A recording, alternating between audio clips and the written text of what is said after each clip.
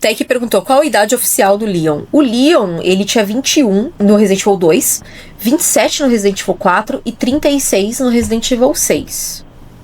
51, considerando que são 30 anos depois de Raccoon City. Em 2028 ele teria 51. Considerando que é 2028 mesmo, né?